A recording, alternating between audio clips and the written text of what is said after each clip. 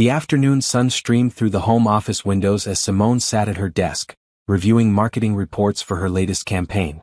At 34, she had built a successful career as a marketing director while maintaining what she believed was a strong marriage. Her dark brown skin glowed in the natural light, and her natural curls were pulled back in a professional bun. She wore her favorite navy blazer, even though she was working from home. Standards mattered to Simone. From the room across the hall, she could hear her husband Derek's voice drifting through his cracked office door. He was in another virtual board meeting for the investment firm where he worked as a senior analyst. Normally, Simone tuned out his work calls, but something in his tone made her pause. He was laughing.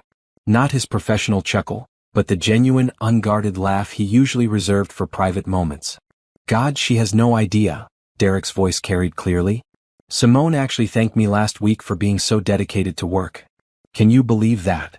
Simone's fingers froze on her keyboard. A woman's laugh joined Derek's. The sound was bright, flirtatious, and completely inappropriate for a board meeting. You're terrible, the woman said, her voice dripping with amusement. But seriously, Derek, how much longer are you going to keep this up? It's been 2 years. 2 years. The words hit Simone like a physical blow. Her heart began pounding so hard she could hear it in her ears. With trembling hands, she slowly stood from her desk and moved toward the hallway, careful to keep her footsteps silent. Heather, baby, we've talked about this, Derek replied, his voice dropping to an intimate tone that Simone recognized. That was the voice he used to use with her. The timing has to be right. I need to make sure everything is set up properly before I make any moves. The prenup she signed is pretty tight, but I've been moving assets around. Another few months and I'll have enough secured that she can't touch it. Simone pressed her back against the hallway wall, her breathing shallow. This could not be happening. Derek, her husband of 7 years, was discussing their marriage and their finances with another woman. And not just any woman, Heather. Simone knew exactly who she was. Heather worked at Derek's firm. Simone had met her at company events. She was blonde, ambitious, and always seemed too friendly with Derek. But Simone had trusted her husband. She had pushed away the uncomfortable feelings and called herself paranoid. What a fool she had been. I transferred another $10,000 to your account yesterday, Derek continued. Did you get it? I did, Heather purred. You're so good to me. I can't wait until we don't have to hide anymore. I'm tired of being your secret. I want to go places with you, be seen with you. Soon, Derek promised. I just need to be smart about this. Simone handles all the household accounts, but she doesn't pay attention to my investment accounts. I've been skimming money from our joint savings for months now, and she hasn't noticed a thing. She's so trusting, it's almost too easy. The casual cruelty in his voice made Simone's stomach turn. She slid down the wall, sitting on the floor as tears began streaming down her face. But even as her heart broke, her mind was already working. Derek thought she was naive. He thought she was stupid and trusting and easy to manipulate. He was about to learn how wrong he was. You know what's funny? Derek was saying. Last month, Simone asked if we should think about starting a family soon. Can you imagine? I've been planning my exit for 2 years and she's thinking about babies. Heather laughed again and Simone felt something inside her harden. The tears stopped. She wiped her face and stood up, her legs steady despite the earthquake happening inside her. She walked quickly back to her office, grabbed her phone and opened the voice recorder app. She hit record and placed her phone on her desk, turning the volume up as high as it would go. Then she crept back to the hallway, positioning herself where she could hear clearly. The board meeting is supposed to start in 5 minutes, Heather said. We should probably wrap this up. Let them wait, Derek replied. I'd rather talk to you. Besides, I'm the one who prepared the quarterly reports. They need me more than I need them. You're so confident, Heather said admiringly. It's one of the things I love about you. I love you too, Derek said easily, as if those words didn't belong to someone else. As if he hadn't said them to Simone just that morning. Simone's phone recorded every word.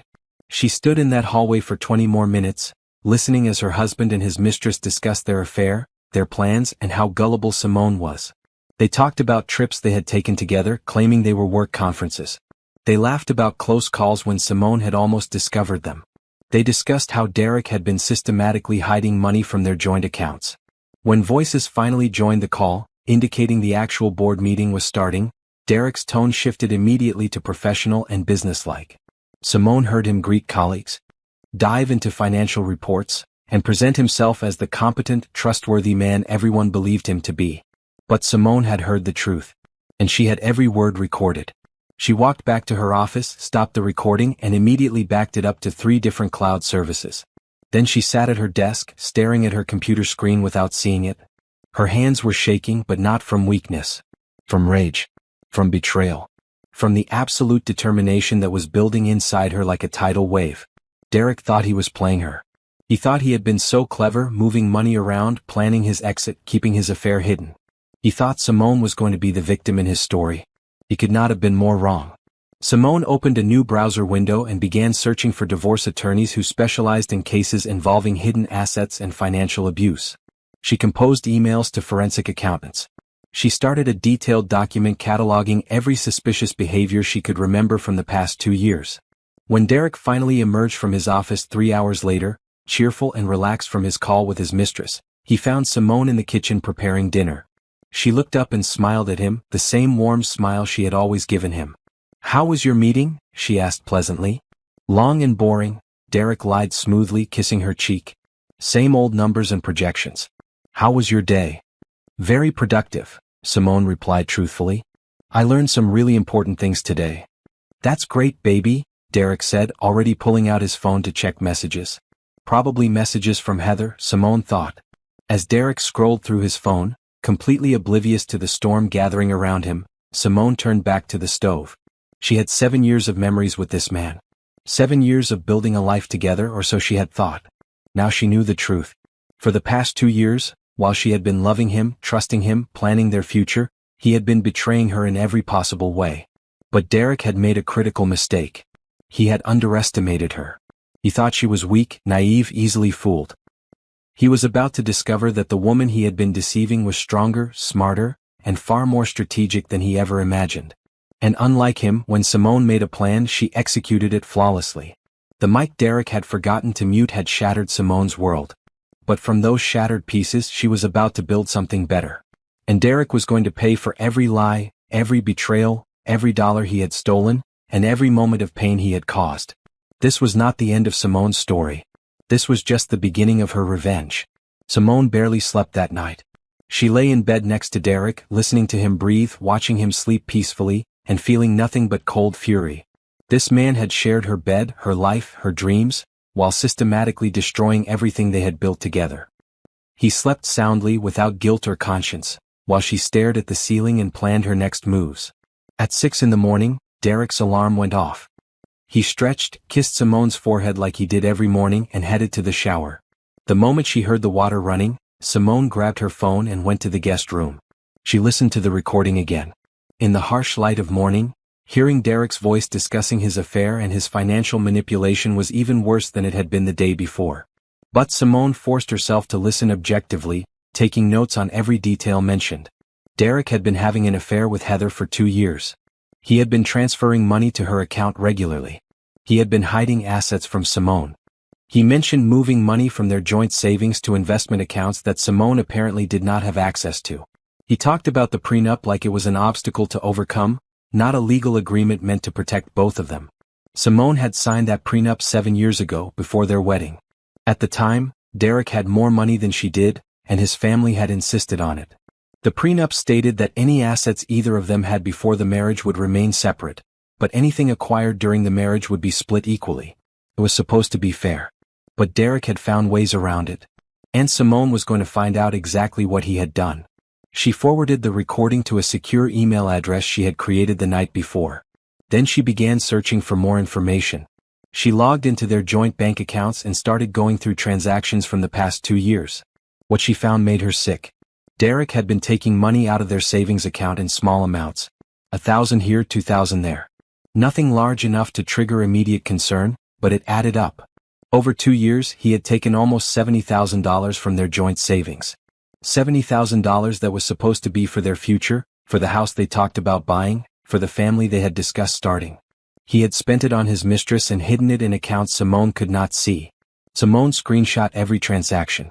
She created a detailed spreadsheet documenting every withdrawal, every transfer, every suspicious charge. By the time Derek came out of the shower, dressed and ready for work, Simone had compiled a file that would have impressed any forensic accountant. "You're up early," Derek said, finding her in the kitchen with her laptop. Couldn't sleep, Simone replied truthfully. Work stuff on my mind. Want to talk about it? Derek asked, pouring himself coffee. The question was almost funny. He was pretending to care about her work while actively planning to leave her. The disconnect between his actions and his words was staggering. No, I've got it handled, Simone said. I'm actually really good at figuring out problems when I put my mind to it. You are, Derek agreed. One of the many things I love about you. Simone looked at him, really looked at him. He was handsome, she had to admit. 6 feet tall, athletic build, warm brown skin, carefully trimmed beard. He dressed well and carried himself with confidence. She had fallen in love with that confidence 7 years ago. Now she saw it for what it really was, arrogance. I have a late meeting tonight, Derek said, checking his phone. Probably won't be home until 8 or 9. A late meeting. With Heather, no doubt. 2 days ago, Simone would have believed him. Today she knew better. No problem, she said easily. I have some things to take care of anyway. Derek kissed her cheek and left for work, taking his lies with him. The moment his car pulled out of the driveway, Simone was on the phone. Her first call was to Janet Rodriguez, a divorce attorney whose name had come up repeatedly in her research the night before. Rodriguez specialized in high-asset divorces involving hidden money and financial manipulation. Her success rate was extraordinary, and her reputation was fierce. Rodriguez and Associates, a crisp voice answered. My name is Simone Carter, she said, her voice steady despite the trembling in her hands. I need to speak with Janet Rodriguez about filing for divorce. My husband has been hiding assets and having an affair. I have evidence of both. There was a pause. Can you come in today? Yes, Simone said immediately. As soon as possible. 2 o'clock. I'll be there. Simone's second call was to her best friend, Natasha, who was a financial advisor at a competing firm. They had been friends since college, and Natasha was one of the most discreet people Simone knew. Simone. Natasha answered, concern immediate in her voice. What's wrong? You sound terrible. Derek's been cheating on me for 2 years, Simone said bluntly. With someone from his office. He's also been stealing money from our joint accounts and hiding it. Natasha swore colorfully. Are you sure? I have a recording of him admitting all of it. He forgot to mute his mic during a call with her yesterday. That idiot, Natasha breathed. What do you need? I need to know how to protect my money. I need to understand what he can and can't access. And I need to do it without him knowing I'm on to him. Come to my office, Natasha said immediately. I have a client meeting until noon, but I can see you at 12:30. Bring everything you have, bank statements, account information, the recording, all of it. Simone spent the morning pulling together every financial document she could find. 7 years of tax returns, bank statements, investment account statements, insurance policies, property deeds. She made copies of everything and stored the originals in a safe deposit box she opened at a different bank, one Derek did not use. At 12:30 she was sitting in Natasha's office, watching her friend's face grow darker as she listened to the recording. He's a piece of garbage, Natasha said flatly. And he's also an idiot. He left a clear trail of financial abuse.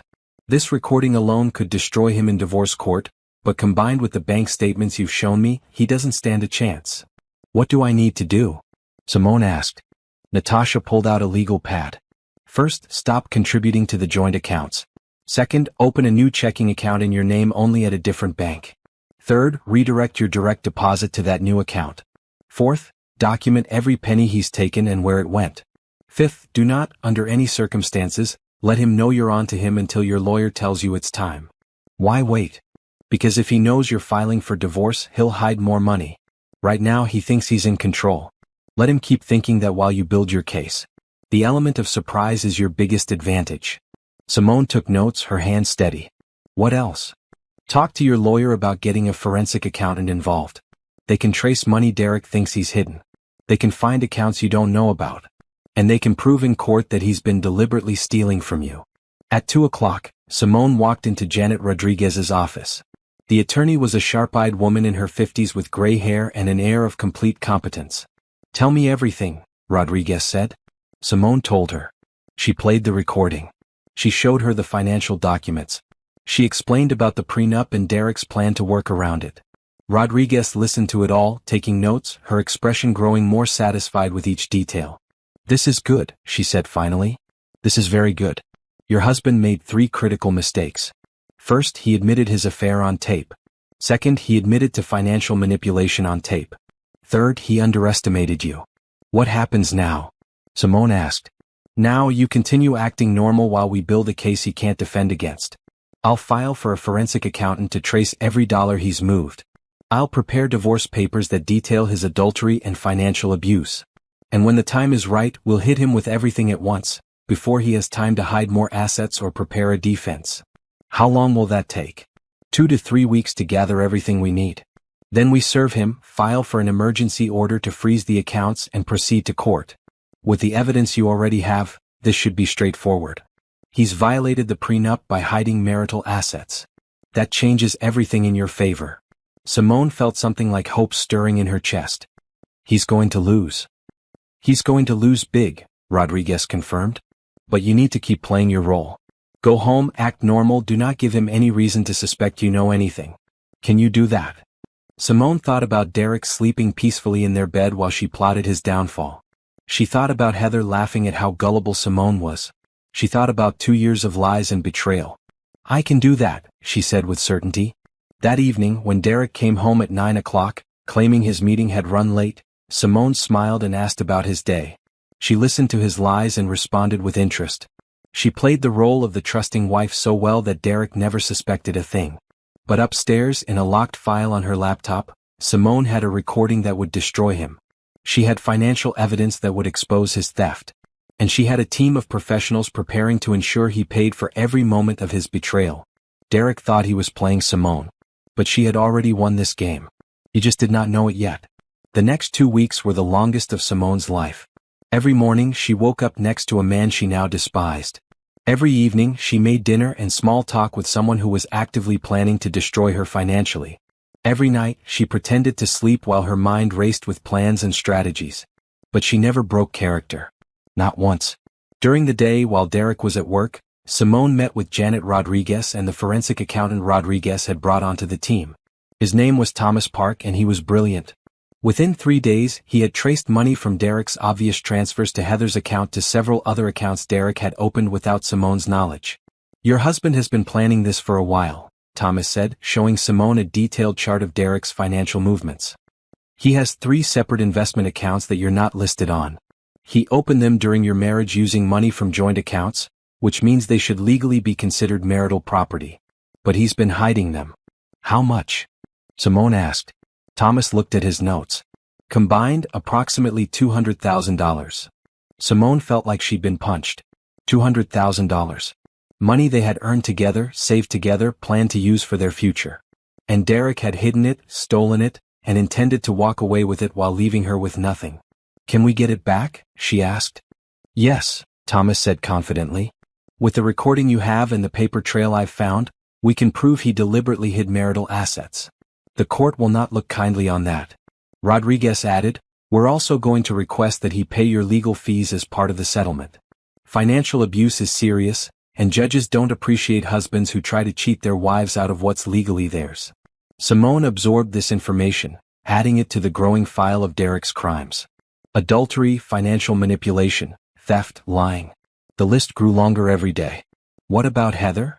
Simone asked. Can we do anything about her? Rodriguez considered. Legally in the divorce? No. She's not your spouse, so she's not part of these proceedings.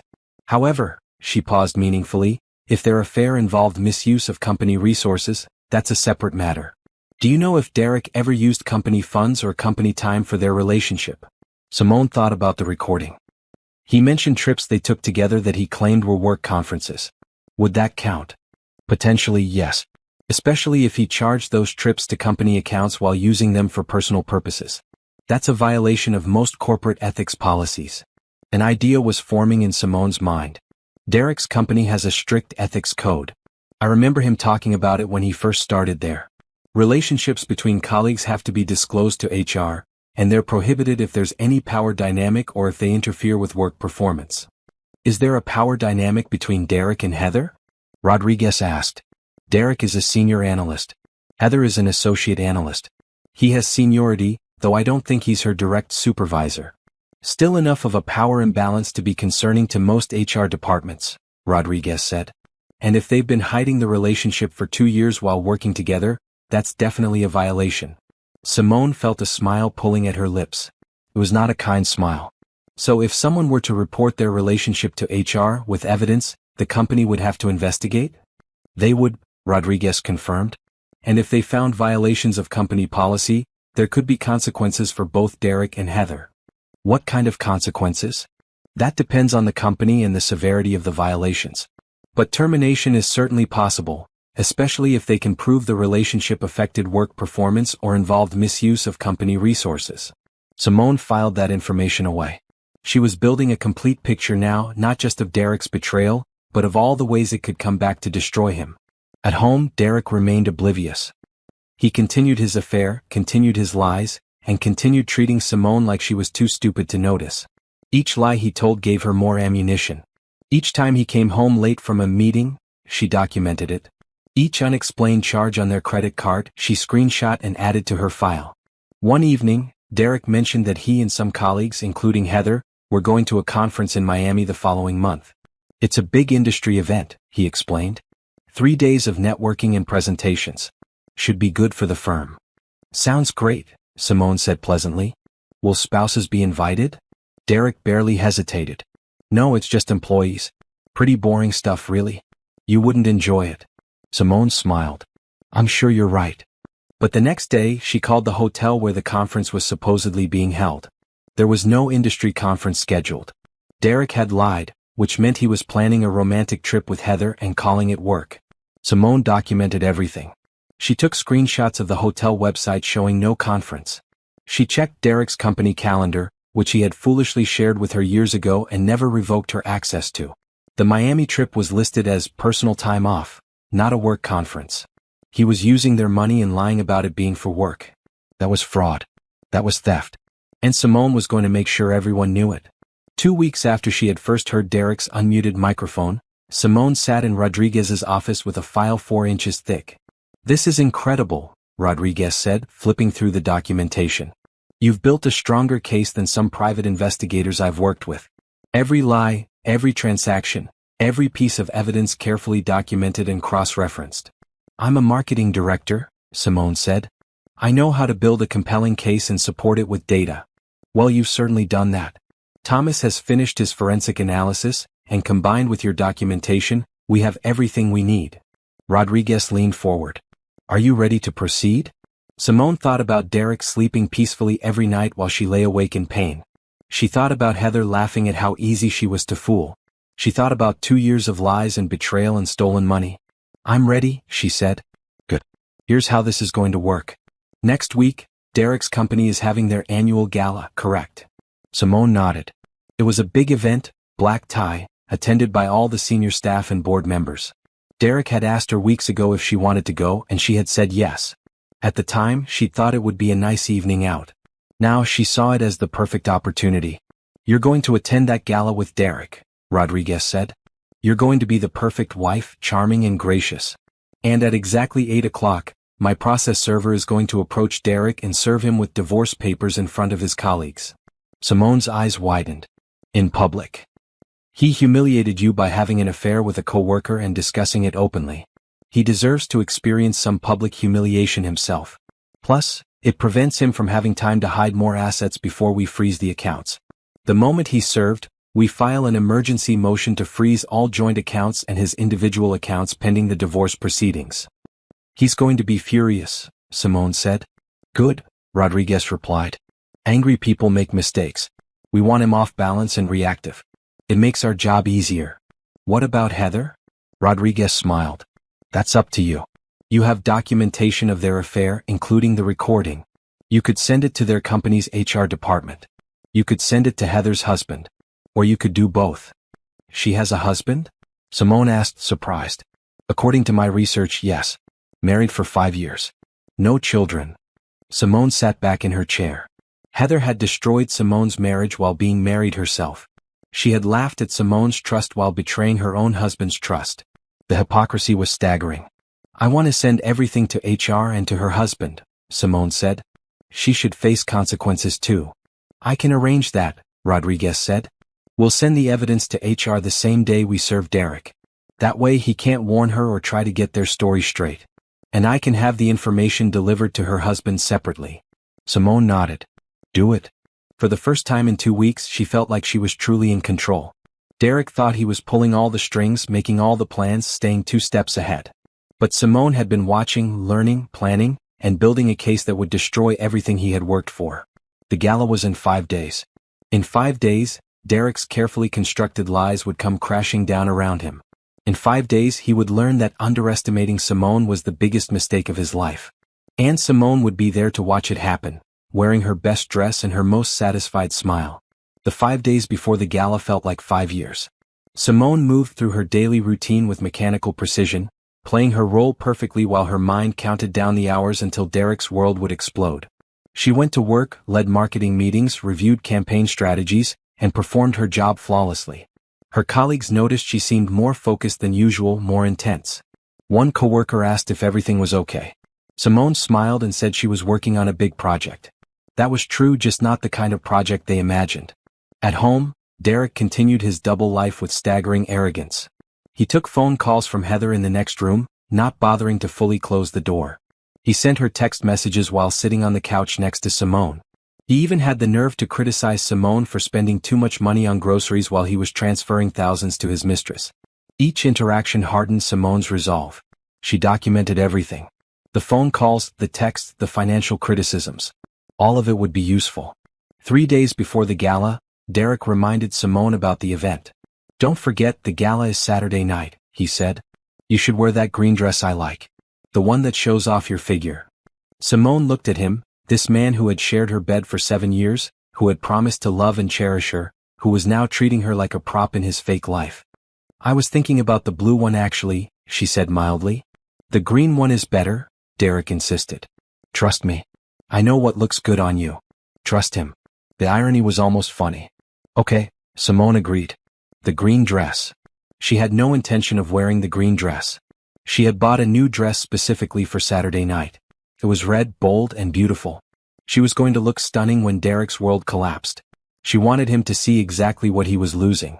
2 days before the gala, Rodriguez called with an update. Everything is in place, the lawyer said. The process server will be at the gala. He'll approach Derek at exactly 8 o'clock and serve him with the divorce papers. The emergency motion to freeze the accounts will be filed electronically the moment Derek is served. By 8:15 he won't be able to access any of the money he's been hiding. What if he causes a scene? Simone asked. Let him. It only makes him look worse. Besides, security will be there if things get out of hand. But I don't think Derek will make a scene. Men like him are too concerned with their image. He'll be shocked, angry, but he'll try to keep his composure in public. And the information to HR and Heather's husband? Being sent Saturday afternoon. HR will receive a detailed report of Derek and Heather's affair, including evidence that they violated company policy by failing to disclose their relationship and by using company resources for personal matters. I've included documentation of the Miami trip Derek claimed was for work but was actually charged as personal time. What about Heather's husband? He'll receive a package with proof of the affair. We're keeping it factual and letting him make his own decisions about what to do with the information. Simone felt a pang of sympathy for Heather's husband. He was about to have his life destroyed just like she had. But he deserved to know the truth just as she had deserved to know it. The day before the gala, Simone went to the salon. She got her hair done, her nails done, a facial, the full treatment. She was going to look absolutely flawless. When Derek saw her tomorrow night, she wanted him to realize exactly what he had thrown away. That evening, Derek came home with flowers. Cheap grocery store flowers, not the expensive bouquets he used to bring home when they first got married. Simone wondered if he was bringing expensive flowers to Heather now. What are these for? She asked. Do I need a reason to bring my beautiful wife flowers? Derek replied, kissing her cheek. Yes, Simone thought. You need a reason because you never do this anymore. This is guilt, or a distraction, or another manipulation. They're lovely, she said aloud. Thank you. She put them in water and made dinner while Derek showered. Over pasta and salad, he talked about the gala, about which board members would be there, about how important it was for him to make a good impression. This promotion is so close I can taste it, he said. Senior Vice President. 6-figure salary increase. Corner office.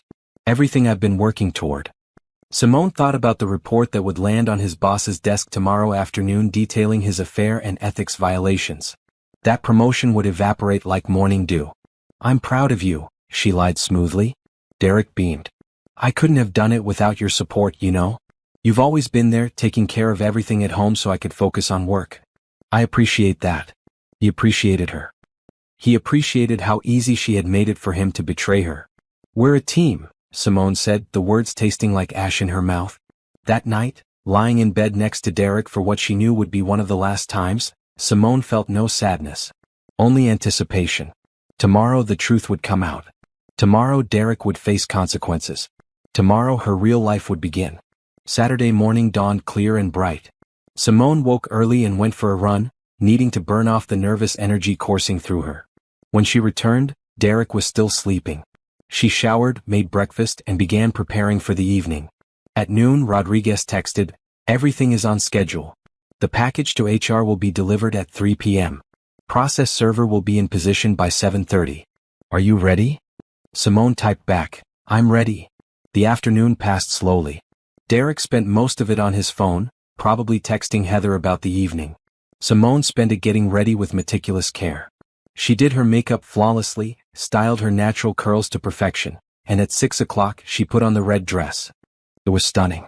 Form-fitting, elegant, with a neckline that was sophisticated but showed off her collarbones and shoulders. The color made her dark skin glow. She looked powerful. She looked beautiful. She looked like a woman who knew exactly what she was worth. When she walked downstairs, Derek was already dressed in his tuxedo. He looked up and his eyes widened. "I thought you were wearing the green dress," he said. "I changed my mind," Simone replied. "Do you like this one?" Derek looked her up and down and something flashed in his eyes. For just a moment Simone saw recognition. Recognition of what he was losing. But then it was gone, replaced by his usual confident smile. "You look beautiful," he said. "I'm going to have to fight off every man there." "I can take care of myself," Simone said. They drove to the gala in Derek's car. He talked the entire way about work politics, about who would be there, about his strategies for networking. Simone listened with half an ear, her mind on what would happen in less than 2 hours. The gala was being held at an upscale hotel downtown. The ballroom was decorated with dramatic lighting and elegant centerpieces. Well-dressed people mingled, drinking champagne and making business connections. Simone and Derek walked in together. Several people greeted Derek enthusiastically, and he introduced Simone with pride. "My wife, Simone."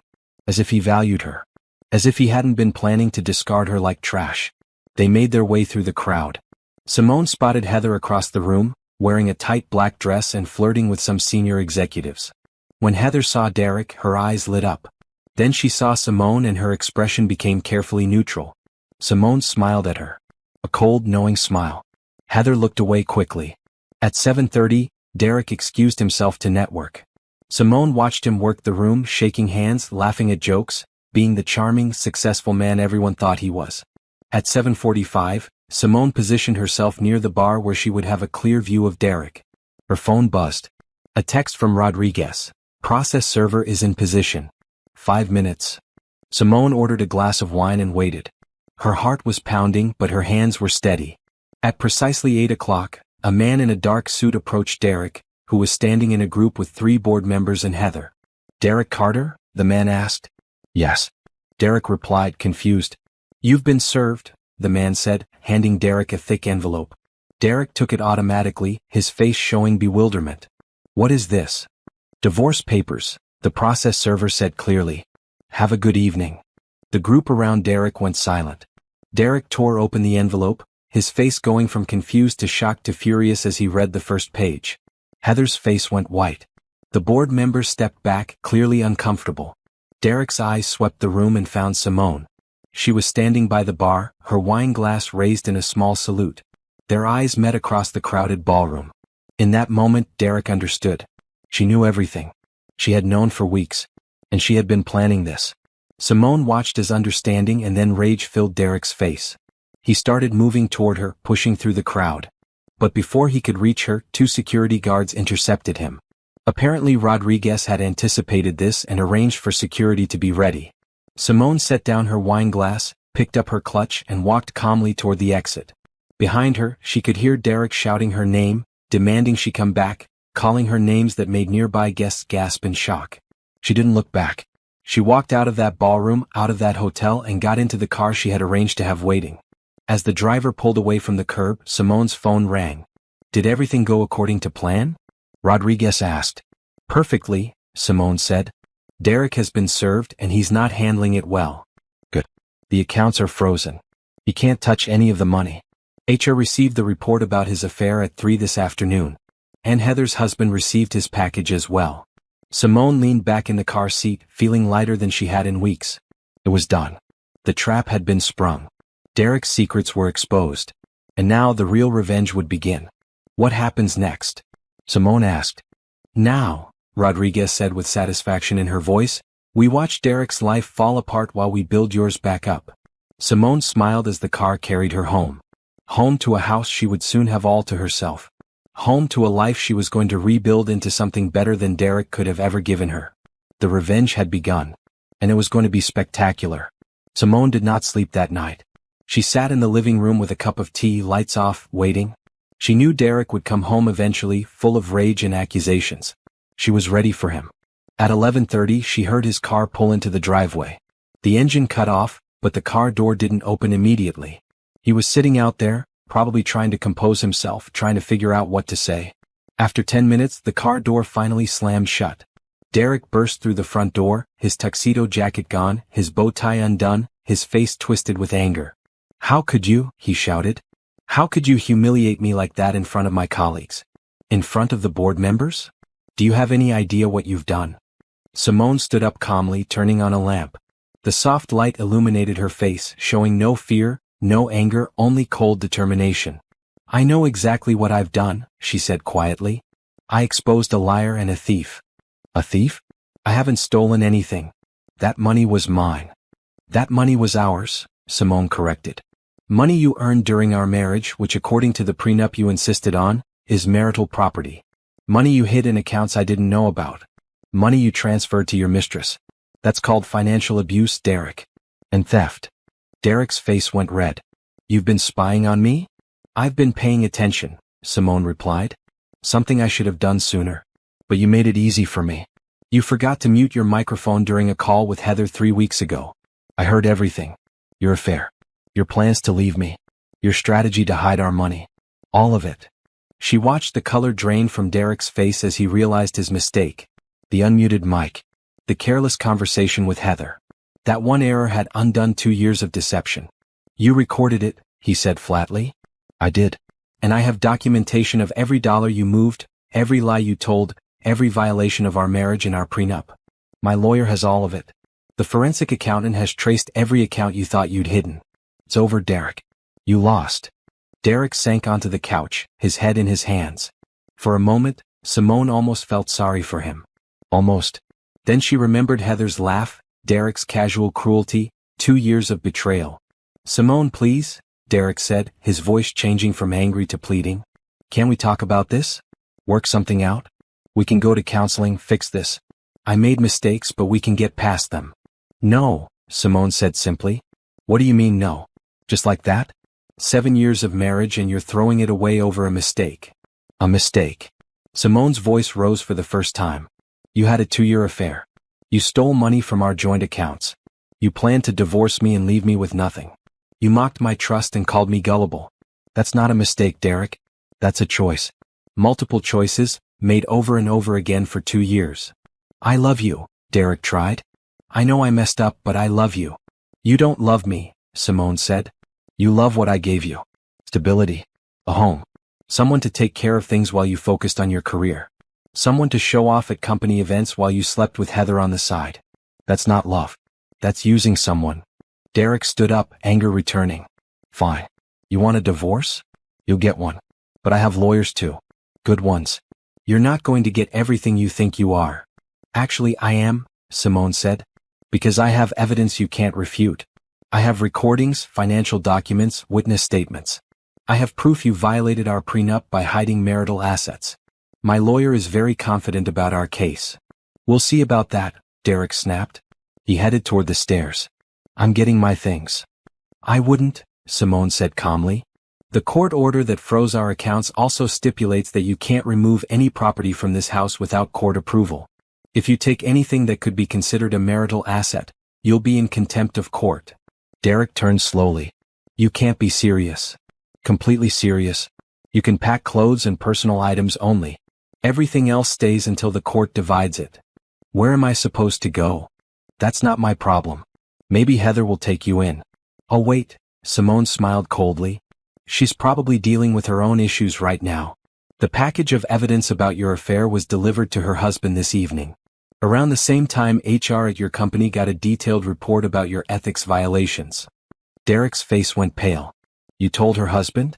You went to my company? I provided truthful information to interested parties, Simone said. Just like you would expect any honest person to do. You vindictive. Be very careful what you say next, Simone interrupted. I've been recording this conversation. Anything threatening or abusive you say will be added to my evidence file. Derek looked around and spotted the small recording device sitting openly on the coffee table. His mouth opened and closed like a fish. You need to leave, Simone said. Tonight. Pack a bag and go. My lawyer will contact yours to arrange a time when you can get more of your belongings. This is my house too. Not anymore.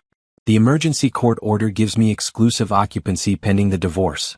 You have 20 minutes to pack and leave, or I call the police and report you for violating a court order. Derek stared at her like he was seeing her for the first time. Maybe he was. For 7 years, he had seen what he wanted to see, a trusting wife who would never question him. Now he was seeing the real Simone. The strong one. The smart one. The one who wouldn't be manipulated or abused. I never meant to hurt you, he said quietly. Yes, you did, Simone replied. You just didn't think you'd get caught. You didn't think I was smart enough to figure it out. You thought you could steal from me, lie to me, cheat on me, and walk away clean. You were wrong. Derek went upstairs without another word. Simone listened to him moving around in their bedroom, opening drawers, packing a suitcase. 15 minutes later, he came back down with a large duffel bag. At the door, he turned back. I hope you're happy.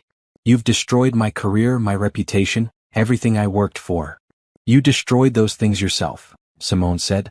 I just made sure everyone knew about it. And Derek. She waited until he met her eyes. I'm going to be very happy. Happier than I ever was with you. He left, slamming the door behind him. Simone heard his car start and pull away. Then silence filled the house. Her house now. She sat down on the couch and let out a long breath. It was done. Derek was gone.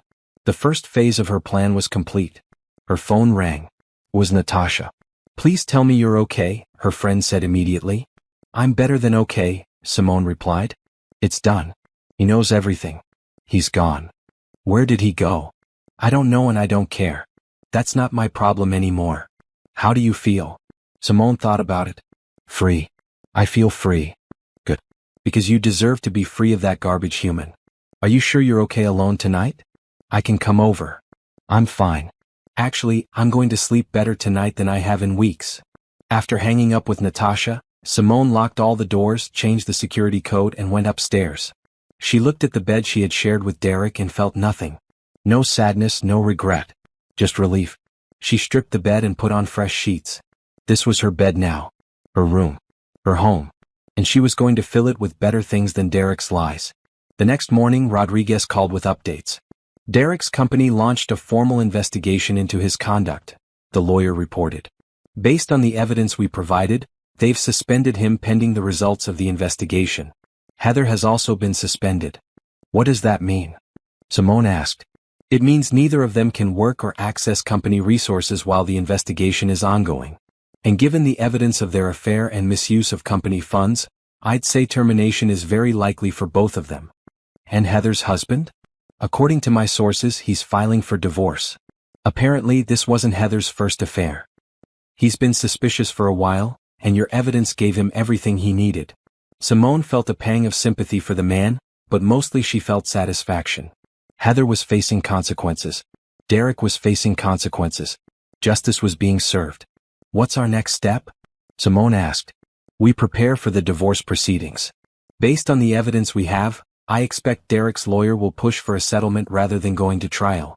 No lawyer wants to defend a case this one-sided in court. We should expect an offer within the next 2 weeks. And if the offer isn't fair? Then we go to trial and present every piece of evidence we have. Derek will lose even more that way and he knows it. My guess is he'll settle and try to minimize the damage. I want everything I'm entitled to, Simone said firmly. Every dollar he hid, Every asset he tried to steal plus my legal fees? I want him to pay for what he did. He will, Rodriguez promised. I'll make sure of it. Over the next few days, news of Derek's suspension spread through his professional network. Simone's phone rang constantly with people who had heard rumors and wanted to know what happened. She kept her answers brief and dignified. Yes, they were divorcing. No, she didn't want to discuss the details. Yes, she was doing fine. She went to work, held her head high, and refused to be seen as a victim. Her colleagues were supportive, protective even. Her boss pulled her aside and told her to take whatever time she needed. Simone thanked her but said she preferred to stay busy. Work was a welcome distraction, but more than that, it was a reminder of what she had built for herself. Her career, her success, her reputation, all of it was hers, earned through her own talent and hard work. Derek hadn't given her any of that. He had just been there while she built it. 10 days after the gala, Derek's lawyer called Rodriguez with a settlement offer. It was insulting. Derek wanted to keep the hidden accounts, give Simone half the value of the house, and split the joint savings equally, as if he hadn't already stolen most of it. Tell him no, Simone said immediately. Tell him we'll see him in court. Rodriguez smiled. With pleasure. 2 days later, a better offer arrived. Derek would return the stolen money to joint accounts, give Simone 70% of marital assets including the house, and pay her legal fees. It was better but still not enough. He violated our prenup, committed financial abuse and adultery, Simone said. I want 85% of assets, the house with no buyout required, full repayment of the stolen money with interest and all legal fees. Plus, I want it in writing that he cannot make any negative statements about me publicly or professionally. Rodriguez relayed the demands. Derek's lawyer called them unreasonable. Rodriguez calmly explained that the alternative was going to trial, where every detail of Derek's affair, his financial manipulation and his ethics violations would become public record. And with the company investigation still ongoing, public exposure of more details would likely cost Derek any chance of salvaging his career. 3 days later, Derek agreed to everything. Simone sat in Rodriguez's office, reading through the settlement agreement, and felt a wave of satisfaction. She was getting justice. She was getting everything she deserved. And Derek was paying for every lie he had told. Sign here, Rodriguez said, pointing to the line. Simone signed her name with a steady hand. It was over. The marriage was over, the betrayal was punished, and her new life was beginning. Congratulations, Rodriguez said. You won. Simone looked at her lawyer and smiled. No, I survived. Winning comes next. The weeks following the settlement were a strange mixture of closure and chaos. Simone had won legally, financially, and morally. But the emotional aftermath of a 7-year marriage ending in betrayal couldn't be resolved with a court order.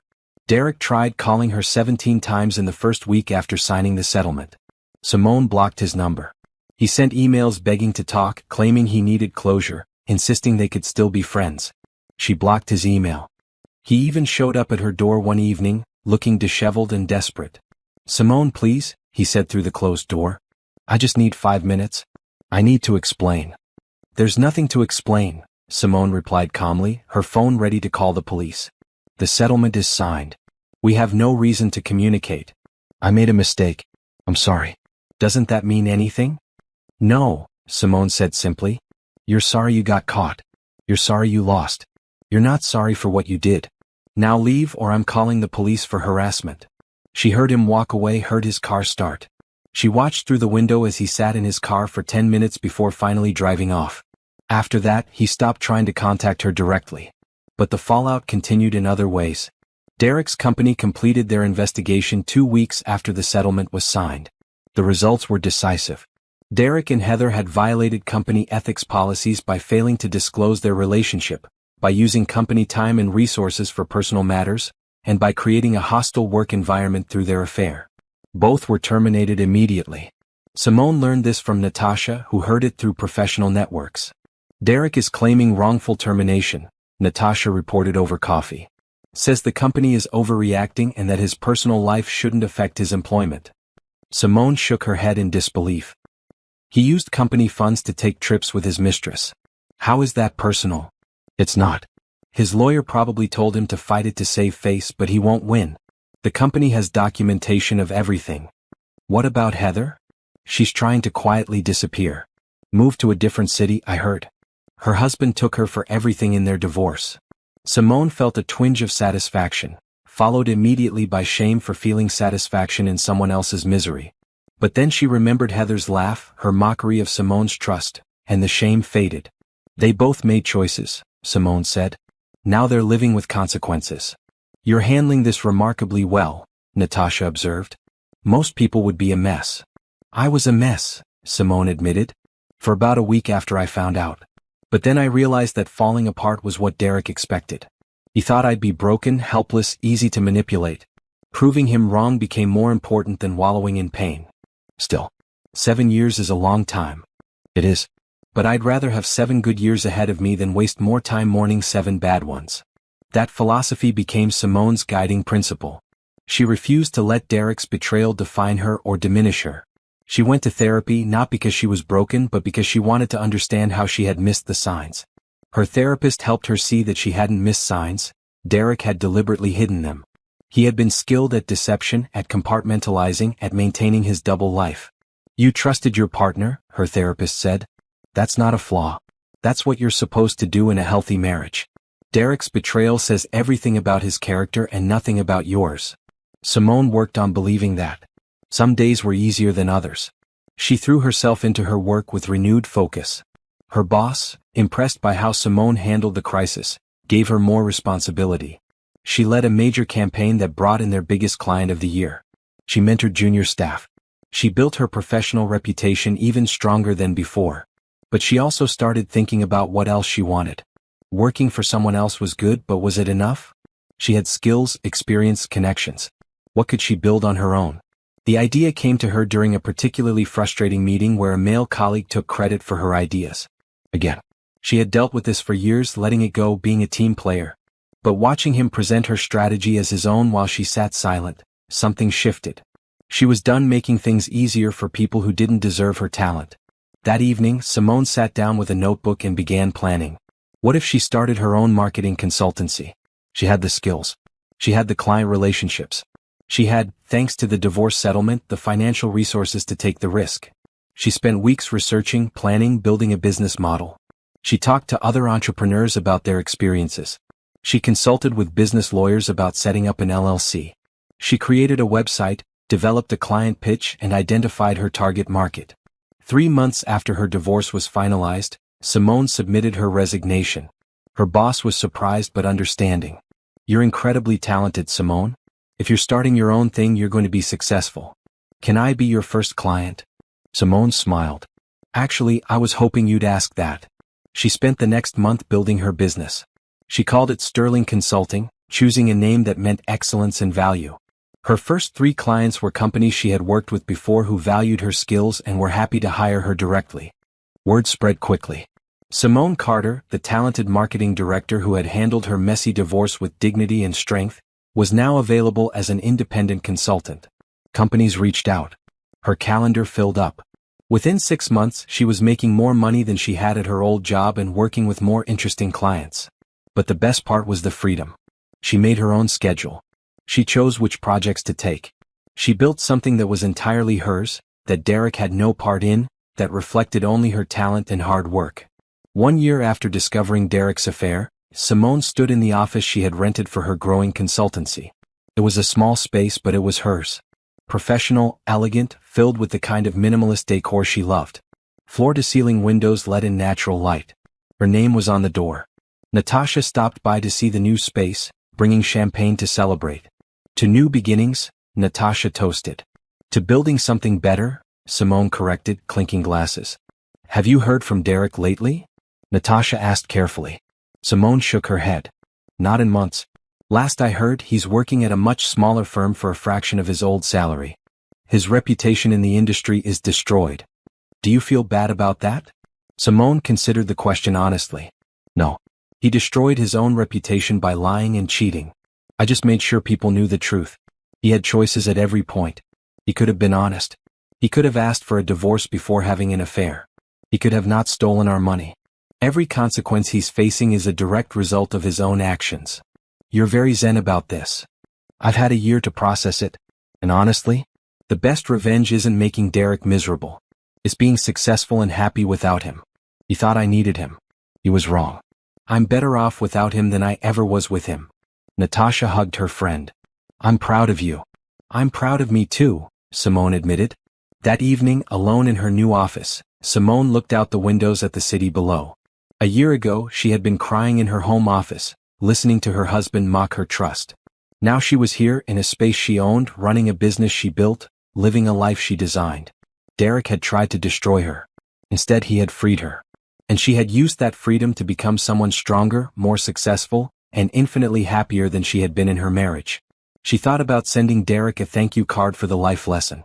Then she laughed at herself and decided against it. Derek was irrelevant now. He had no place in her thoughts or her life. Simone locked up her office, walked to her car, and drove to her house. The house was fully hers now, no memories of Derek left in it. She had redecorated, replacing furniture they had picked together with pieces she loved. She had painted walls, replaced curtains, and turned Derek's office into a home gym. The house felt lighter without him in it.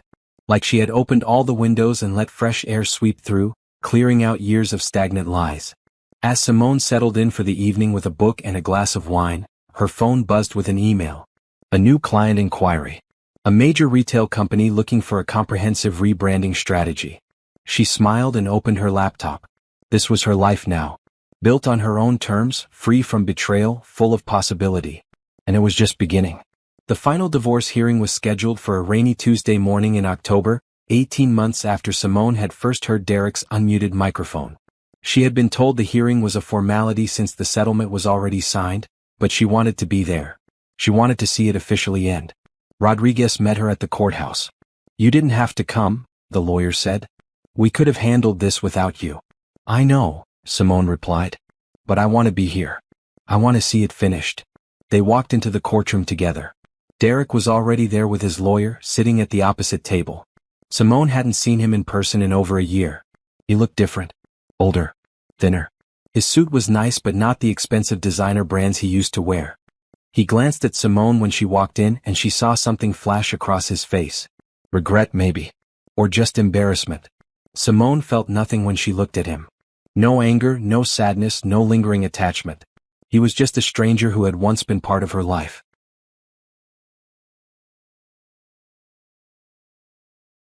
The judge entered and everyone stood. Judge Patricia Henderson was a woman in her 60s with sharp eyes and a no-nonsense demeanor.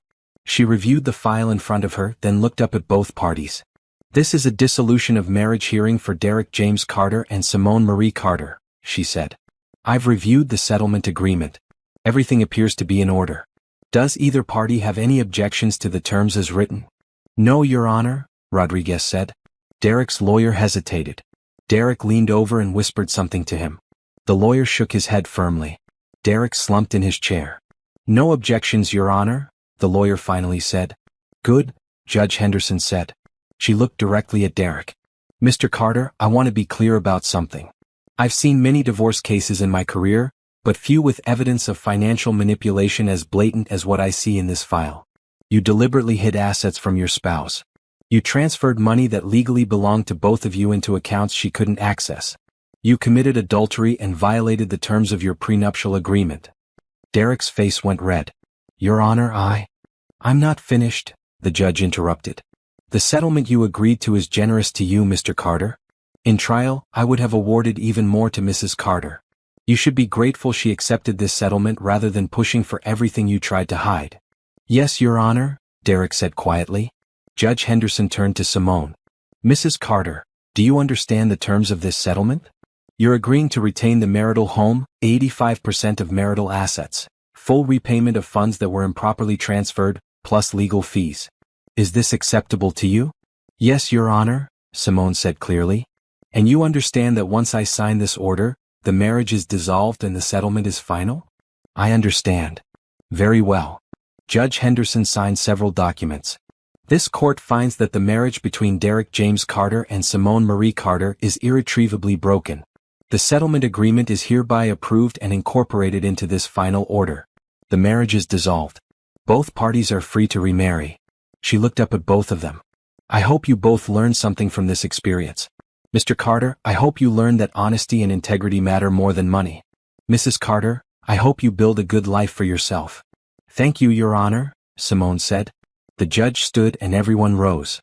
Just like that, it was over. 7 years of marriage, 18 months of legal proceedings, all finished in less than 15 minutes. Rodriguez and Simone gathered their papers and left the courtroom. Behind them, Derek and his lawyer remained seated, probably discussing his next steps. "How do you feel?" Rodriguez asked as they walked through the courthouse halls. "Free," Simone said. "Completely free." Outside, the rain had stopped.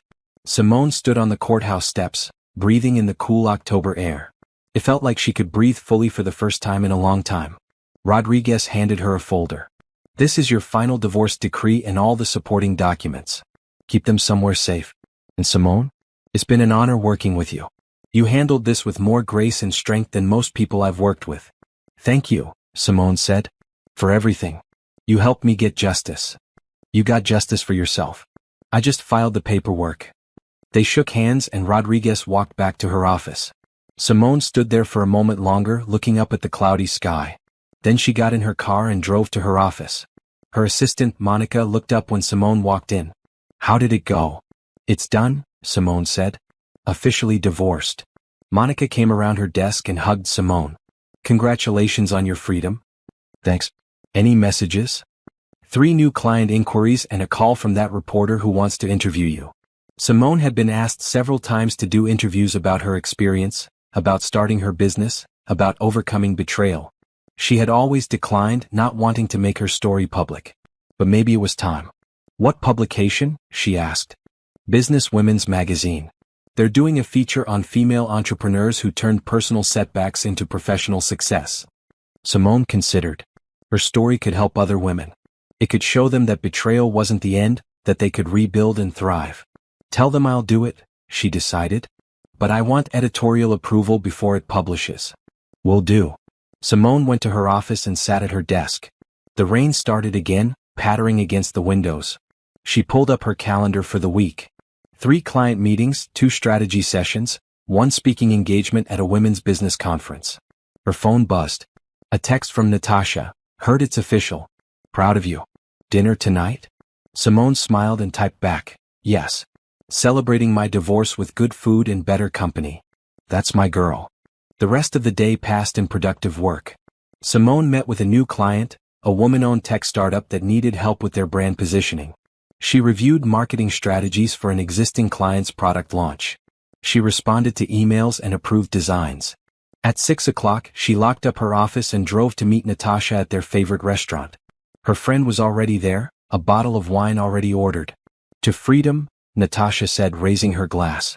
"To new beginnings," Simone replied. They talked about everything except the divorce. Work projects, weekend plans, a movie Natasha wanted to see. Normal conversation between friends. Felt good. Halfway through dinner, Natasha's phone buzzed. She glanced at it and her eyes widened. "What?" Simone asked. "Did you see this?" Natasha turned her phone around. It was an article in the local business journal. Former investment analyst Derek Carter loses wrongful termination suit. Simone scanned the article. Derek had sued his former company for wrongful termination, claiming his personal life shouldn't have affected his employment. The court had ruled against him, finding that his affair had violated clear company policies and that his termination was justified. "He's lost everything," Natasha said. "His marriage, his job, his lawsuit, his reputation." Simone handed the phone back. "He lost everything he valued. Money, status, career. But those things were never what mattered most. He lost my trust, my respect, my love. Those were worth more than any job or reputation. He just never realized it." "Do you ever wonder what would have happened if he'd never had the affair? If you'd never found out?" Simone thought about it. "I used to. But now I know. I would have stayed married to someone who didn't value me, who saw me as convenient rather than essential. I would have wasted more years on someone who was using me. Finding out was painful, but it was also a gift. It gave me the chance to build a real life instead of living in his lie." "You're very wise," Natasha said. "I'm very tired," Simone corrected with a laugh. "Wisdom comes from exhaustion."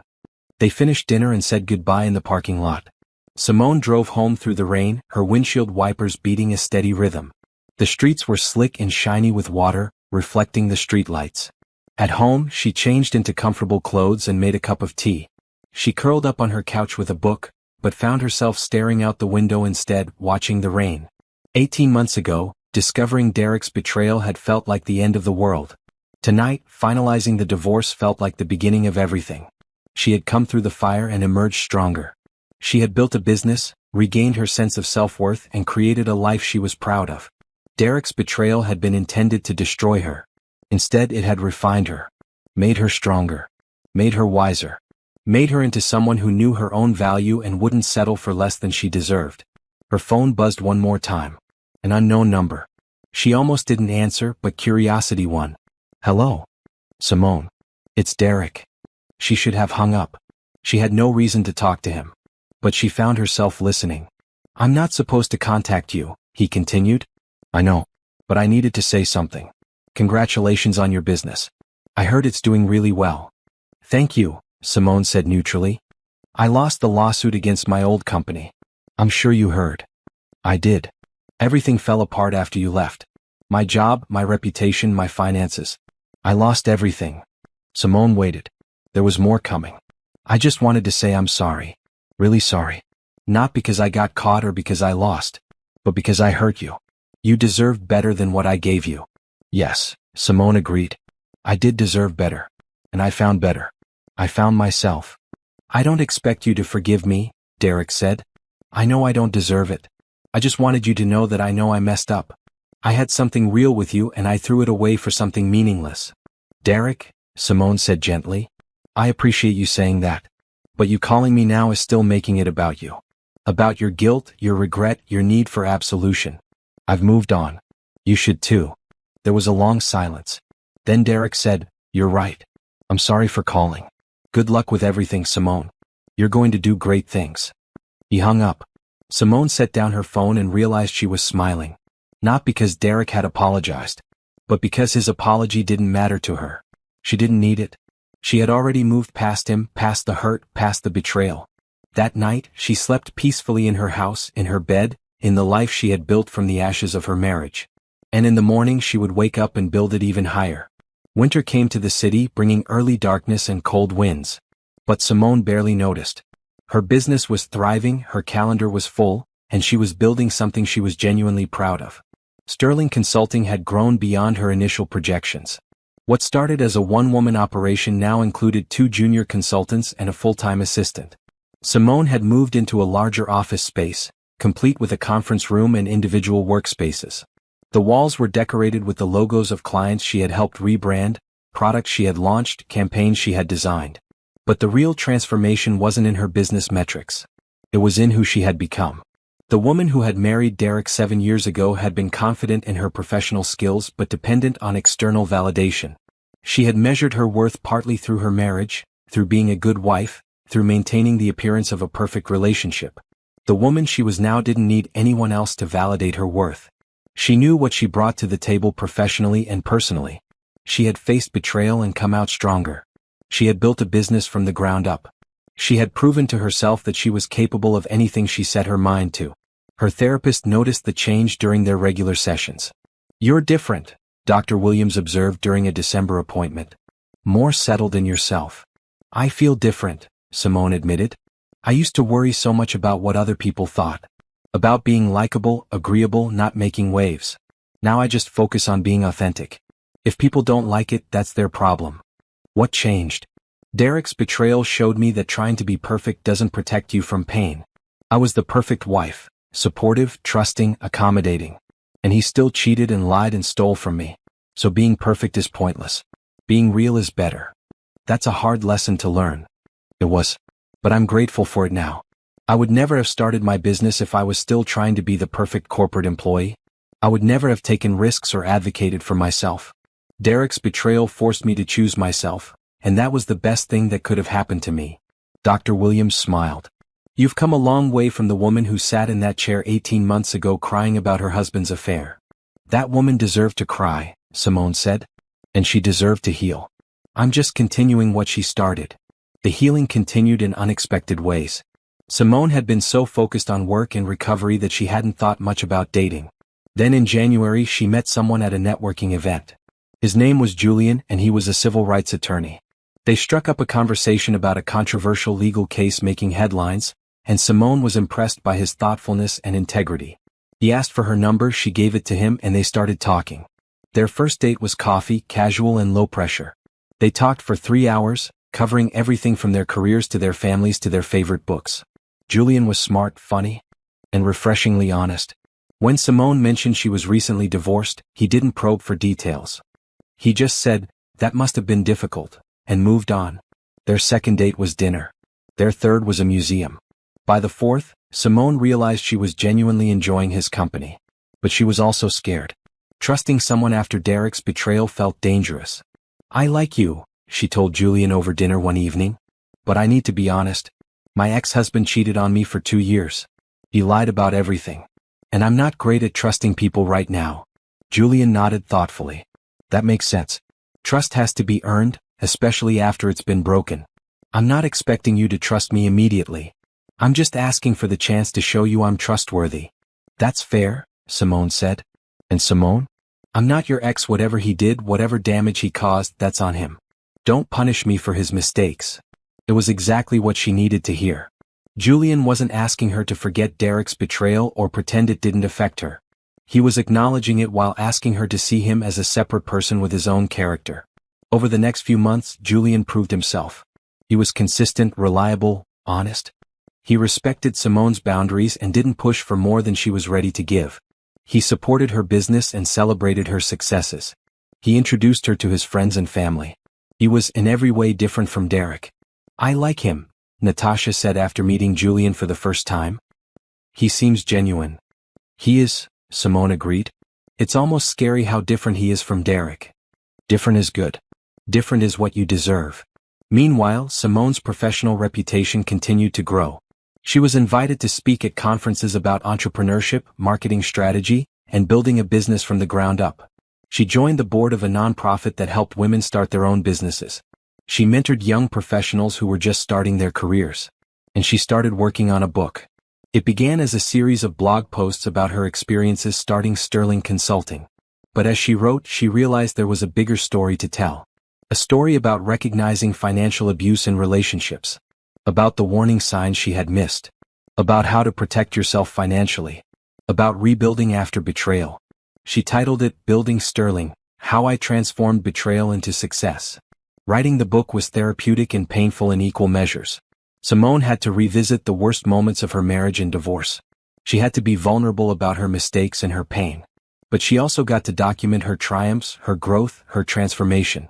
The manuscript took 6 months to complete. When she finally typed "The End," she felt a sense of accomplishment unlike anything she had experienced before. This book was proof of how far she had come. It was evidence of her strength. Finding a publisher took another 3 months. But in June, 2 years after discovering Derek's affair, Simone signed a book deal. The publisher saw the potential in her story, not as a revenge tale, but as an empowerment story for women who had experienced similar betrayals. "This will help so many people," her editor said during their first meeting. "Women need to hear that they can survive this. That they can thrive." "I hope so," Simone said. "If my pain can help someone else avoid it or get through it, then it was worth something." The book was scheduled to publish the following spring. In the meantime, Simone continued building her life. Her relationship with Julian deepened. Her business expanded. She bought a vacation condo in the mountains, a place just for herself where she could retreat and recharge. On the second anniversary of discovering Derek's affair, Simone took a day off work. She drove to her mountain condo and spent the day hiking, reading, and reflecting. 2 years ago, she had been sitting in her home office, listening to her husband's unmuted microphone shatter her world. She had been devastated, heartbroken, furious. She had cried until she couldn't cry anymore. Today, she was sitting on a deck overlooking a mountain vista, planning her next business expansion and thinking about the book launch party she would have in the spring. She was in a healthy relationship with someone who valued her. She had built a successful business that reflected her skills and values. She had helped other women avoid or overcome similar situations. Derek's betrayal had been intended to destroy her. Instead, it had been the catalyst that pushed her to become the best version of herself. She pulled out her phone and sent a text to Natasha. "Thank you for being there through everything." Natasha replied immediately, "Always. You're my hero, you know that." Simone smiled. She wasn't a hero. She was just a woman who had refused to let betrayal define her. Who had chosen to build instead of crumble. Who had transformed pain into purpose. As the sun set over the mountains, painting the sky in shades of orange and pink, Simone raised her glass of wine in a silent toast. To survival. To growth. To the life she had built from the ashes of her marriage. And to the woman she had become, stronger, wiser, and infinitely more powerful than Derek had ever imagined possible. Spring came with unexpected warmth, and with it, the publication of Simone's book. Building Sterling, How I Transformed Betrayal into Success, hit bookstores in early April, and the response was immediate and overwhelming. The book resonated with readers who had experienced similar betrayals, financial abuse, or difficult divorces. Reviews praised Simone's honesty, her practical advice, and her refusal to present herself as a perfect victim. She wrote openly about the mistakes she made, the signs she missed, and the way she had enabled Derek's deception by being too trusting. But more importantly, she wrote about the way she had rebuilt. Not just financially or professionally, but emotionally and psychologically. She shared the tools she had used: therapy, financial planning, legal advocacy, building a support network. She provided resources for women in similar situations. She turned her pain into a roadmap for others. The book launch party was held at an upscale bookstore in downtown. Simone stood at the podium, looking out at a crowd of over 200 people. Friends, family, clients, colleagues, and strangers who had read her story and wanted to meet the woman behind it. 3 years ago, Simone began, I discovered that my husband of 7 years had been having an affair, stealing money from our joint accounts and planning to leave me with nothing. I was devastated. I felt stupid, betrayed, and completely lost. The crowd was silent, attentive. But I made a choice that day. I chose not to be a victim. I chose to document everything, build a case, and fight for what was rightfully mine. I chose to protect myself instead of trying to save a marriage that was already dead.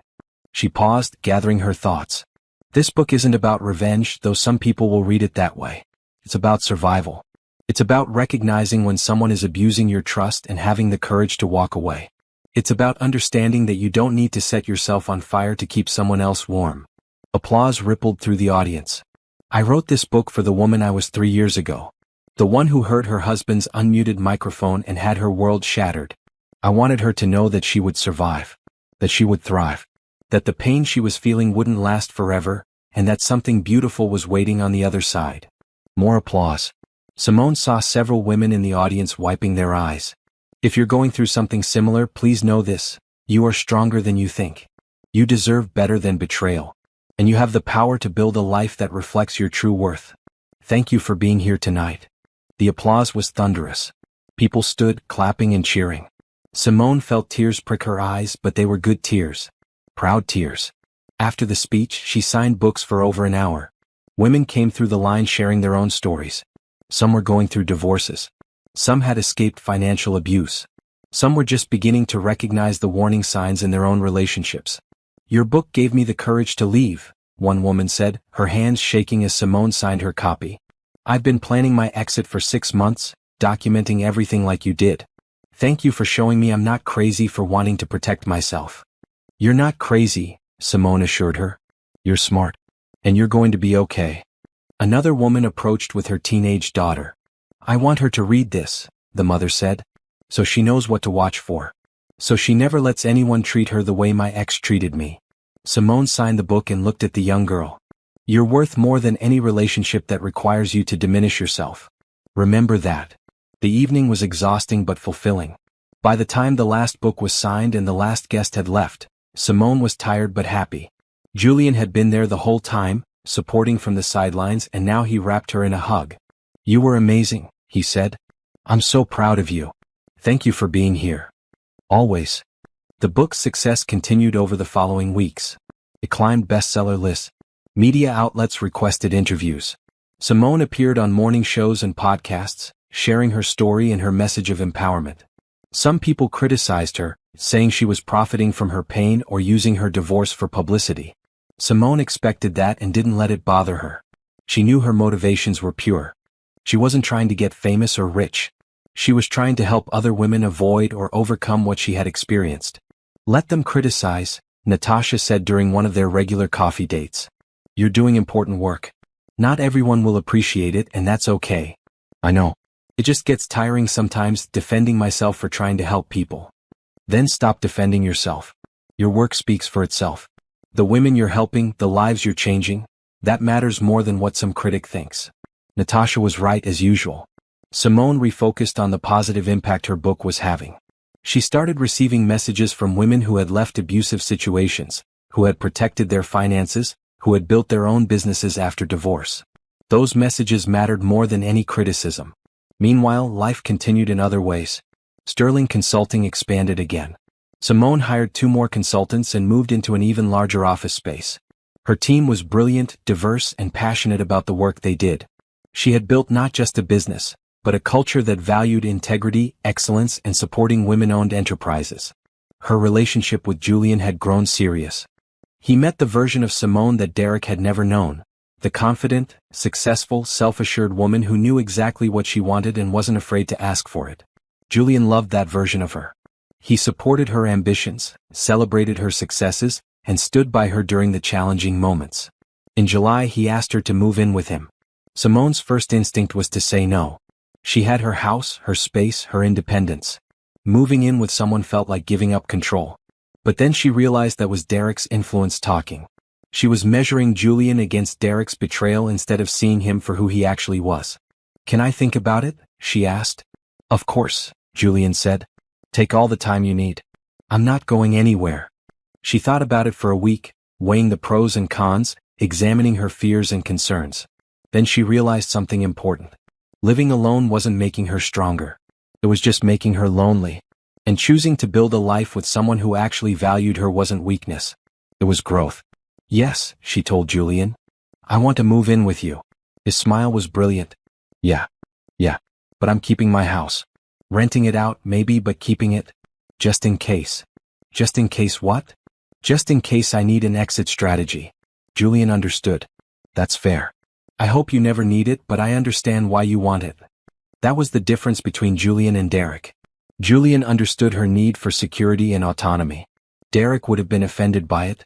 By September, 3 years after discovering Derek's affair, Simone had achieved more than she ever thought possible.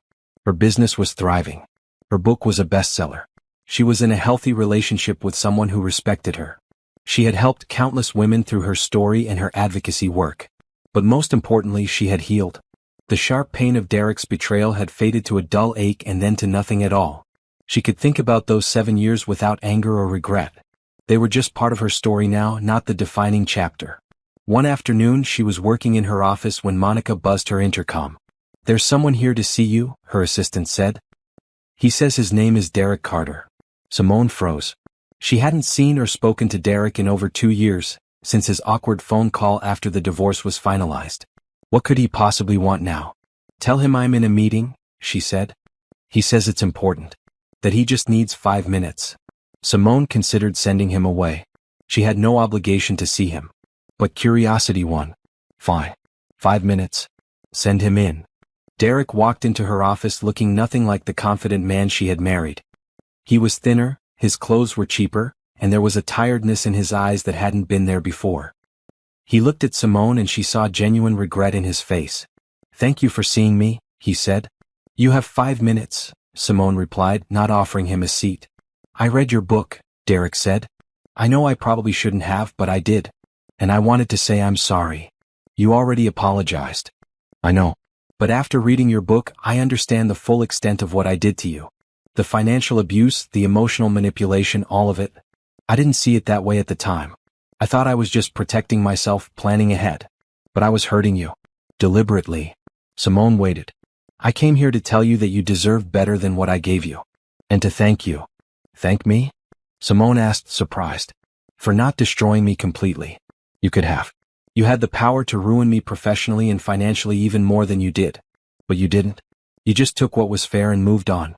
That showed more grace than I deserved." Simone considered this. "I didn't show you grace for your benefit, Derek. I showed it for mine. I wanted to move on, not stay tied to you through endless legal battles. Taking what was fair and walking away was the fastest path to freedom. Still, thank you." Derek hesitated. "I also wanted you to know that I'm in therapy now. Working through why I did what I did. Trying to be better." "That's good. I hope it helps you. Your book helped me see some things. About myself. About what I lost." Simone stood up, signaling the meeting was over. "Derek, I appreciate you coming here and apologizing. But I don't need your apology to move on. I already have. I built a life I love, and you're not part of it. Derek nodded, accepting the dismissal. I can see that. Your success, your book, all of it. You're doing amazing things. I am. And I'm going to continue doing amazing things. Without you. Derek walked to the door, then turned back. I really did love you, Simone. I was just too selfish to show it properly.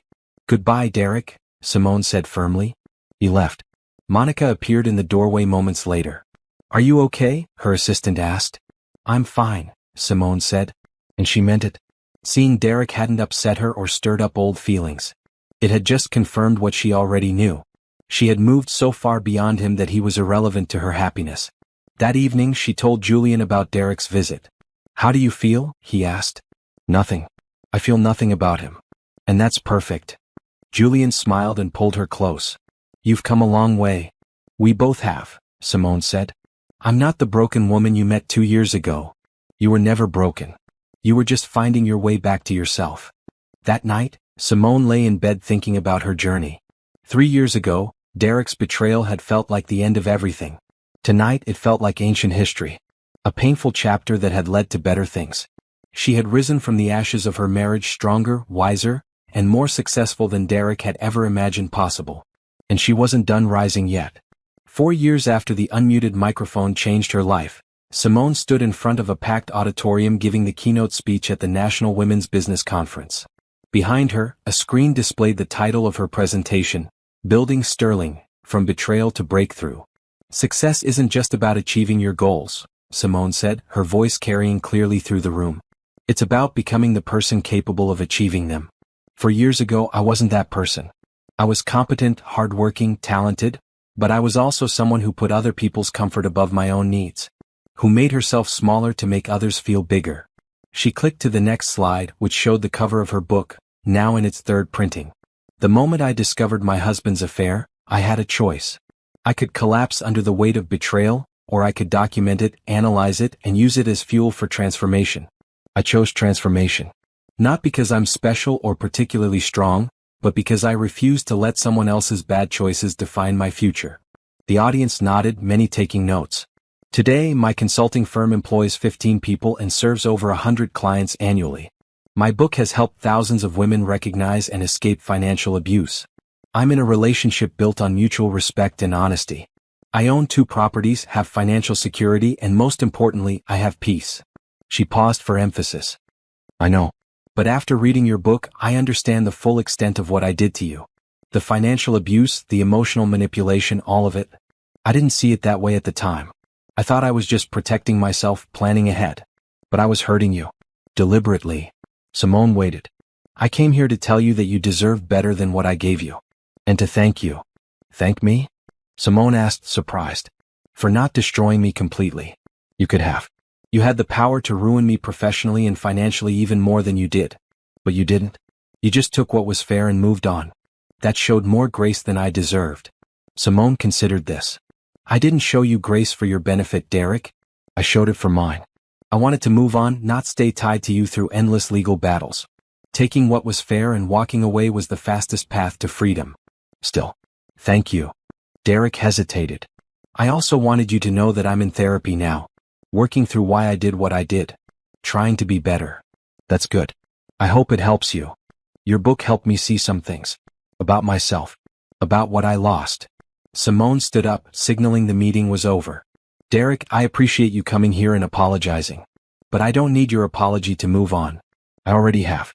I built a life I love, and you're not part of it. Derek nodded, accepting the dismissal. I can see that. Your success, your book, all of it. You're doing amazing things. I am. And I'm going to continue doing amazing things. Without you. Derek walked to the door, then turned back. I really did love you, Simone. I was just too selfish to show it properly. Goodbye, Derek, Simone said firmly. He left. Monica appeared in the doorway moments later. Are you okay? Her assistant asked. I'm fine, Simone said. And she meant it. Seeing Derek hadn't upset her or stirred up old feelings. It had just confirmed what she already knew. She had moved so far beyond him that he was irrelevant to her happiness. That evening she told Julian about Derek's visit. How do you feel? He asked. Nothing. I feel nothing about him. And that's perfect. Julian smiled and pulled her close. You've come a long way. We both have, Simone said. I'm not the broken woman you met 2 years ago. You were never broken. You were just finding your way back to yourself. That night, Simone lay in bed thinking about her journey. 3 years ago, Derek's betrayal had felt like the end of everything. Tonight it felt like ancient history. A painful chapter that had led to better things. She had risen from the ashes of her marriage stronger, wiser, and more successful than Derek had ever imagined possible. And she wasn't done rising yet. 4 years after the unmuted microphone changed her life, Simone stood in front of a packed auditorium giving the keynote speech at the National Women's Business Conference. Behind her, a screen displayed the title of her presentation, Building Sterling, From Betrayal to Breakthrough. Success isn't just about achieving your goals, Simone said, her voice carrying clearly through the room. It's about becoming the person capable of achieving them. 4 years ago I wasn't that person. I was competent, hardworking, talented, but I was also someone who put other people's comfort above my own needs. Who made herself smaller to make others feel bigger. She clicked to the next slide, which showed the cover of her book, now in its 3rd printing. The moment I discovered my husband's affair, I had a choice. I could collapse under the weight of betrayal, or I could document it, analyze it, and use it as fuel for transformation. I chose transformation. Not because I'm special or particularly strong, but because I refused to let someone else's bad choices define my future. The audience nodded, many taking notes. Today, my consulting firm employs 15 people and serves over 100 clients annually. My book has helped thousands of women recognize and escape financial abuse. I'm in a relationship built on mutual respect and honesty. I own 2 properties, have financial security, and most importantly, I have peace. She paused for emphasis. That peace didn't come from revenge. It didn't come from making my ex-husband pay, though he did face consequences for his actions. It came from building something better than what I lost. From recognizing that my worth wasn't tied to my marriage or anyone else's opinion of me. After the speech, Simone was surrounded by attendees wanting to share their stories and ask questions. She spent an hour talking with women who were going through divorces, starting businesses, or rebuilding after betrayal. Each conversation reminded her why she did this work. A young woman approached hesitantly. I'm in a similar situation to what you described. I know my husband is hiding money, but I'm scared to confront him. What if I'm wrong? What if I ruin everything? Simone took her hand gently. If you're wrong, an honest conversation will clear it up. If you're right, confronting it protects you from further harm. Either way, knowing the truth is better than living in doubt. Document everything, consult with a lawyer, and trust your instincts. What if I can't afford a lawyer? There are organizations that provide free legal aid for women in situations like this. I'll have my assistant send you a list. Don't let money stop you from protecting yourself. The woman's eyes filled with tears. Thank you. Your book, it made me realize I wasn't crazy for suspecting something was wrong. You're not crazy. Trust yourself. That evening, Simone flew home. Julian picked her up from the airport, greeting her with flowers and a smile. How was the conference? He asked. Inspiring. Exhausting. Important.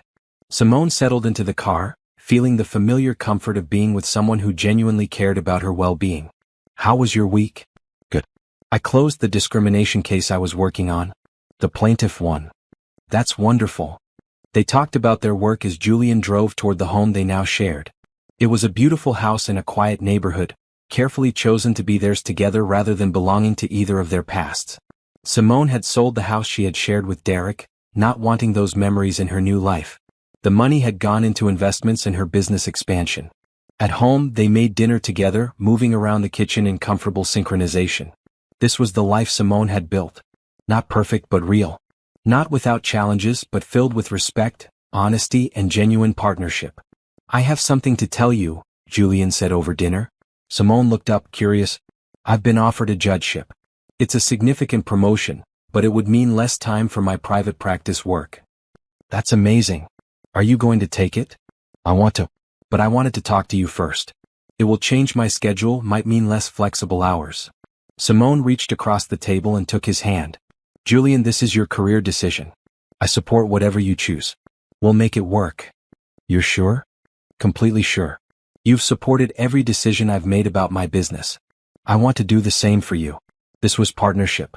Derek had made major decisions without consulting her, claiming he was protecting her from stress. Julian included her while respecting that ultimately, his career was his choice, just as hers was her own. A few weeks later, Simone received an unexpected email. It was from Heather. The subject line read, "I owe you an apology." Simone stared at the email for a long moment before opening it. She had not thought about Heather in years. According to what she'd heard through professional networks, Heather had moved across the country after her own divorce and termination, trying to rebuild her life and career. The email was brief but direct. "Simone, I know you have no reason to read this, much less respond. But I wanted to apologize for my part in your pain. I had an affair with your husband, knowing he was married. I laughed at your trust and participated in his betrayal. There's no excuse for my behavior. I was selfish, immoral, and cruel. Your book opened my eyes to the full extent of what we did to you. The financial abuse, the manipulation, all of it. I'm ashamed of who I was then. I don't expect forgiveness. I just wanted you to know that I'm sorry, and that I'm working to be a better person. You deserved so much better than what Derek and I put you through. Heather." Simone read the email twice, feeling nothing but a mild sense of acknowledgement. Heather's apology was nice, but it didn't change anything. It didn't heal wounds that had already healed.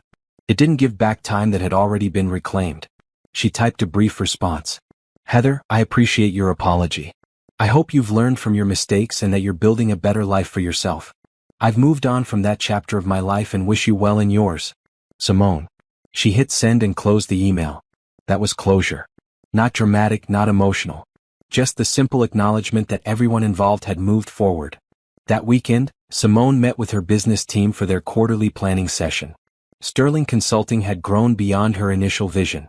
They were now considering franchising the model, allowing other consultants to open Sterling offices in different cities. "This could be huge," her business partner said. "We could help women entrepreneurs across the country."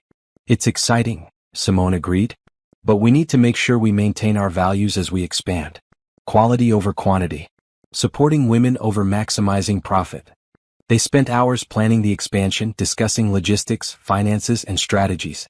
This was Simone's passion project now. Building something that would outlast her. Creating opportunities for other women to succeed. Her phone buzzed with a text from Natasha. "Coffee tomorrow? I have news." They met at their usual coffee shop the next morning.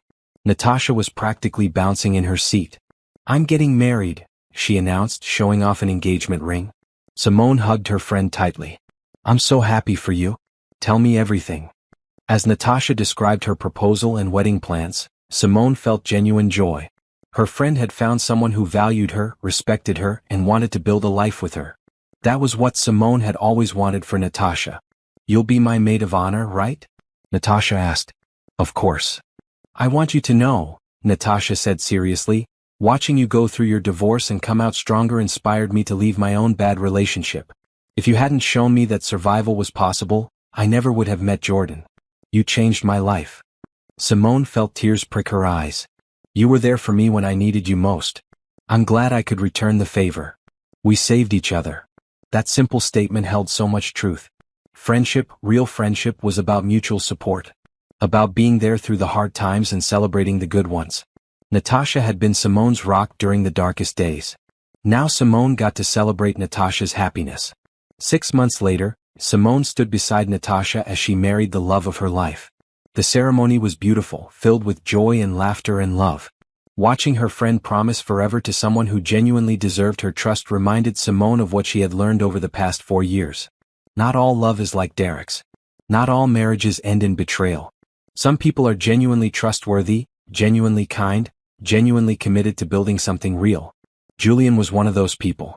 And Simone had learned to recognize the difference between someone who claimed to love her and someone who actually showed it through actions. That evening at the wedding reception, Julian pulled Simone onto the dance floor. "Happy?" he asked. "Very," Simone replied. "I love you," he said simply. "I love you too." It was the first time she had said those words to anyone since Derek. They felt different now. More meaningful. More real. Because she was different. She knew her worth. She knew what real love looked like. And she wouldn't settle for anything less. As they danced, Simone thought about the journey that had brought her here. 4 years ago, discovering Derek's affair had felt like the end of the world. Tonight, it felt like ancient history. A painful lesson that had led to better things. She had survived betrayal. Built a thriving business. Written a best-selling book. Helped countless women recognize and escape similar situations. found real love, created a life filled with purpose, passion, and peace. Derek's betrayal had been intended to destroy her. Instead, it had freed her to become who she was always meant to be: strong, successful, unstoppable. The forgotten Mike that had shattered her world had also revealed the truth that saved her. And from that truth, Simone had built something beautiful. Not revenge, not even justice, something better. A life she deserved, a life she loved, a life that was entirely, beautifully her own. And that was the ultimate revenge, living so well that the betrayal became irrelevant, building so high that the ashes beneath her foundation couldn't be seen anymore. Simone Carter had risen, and she was still rising.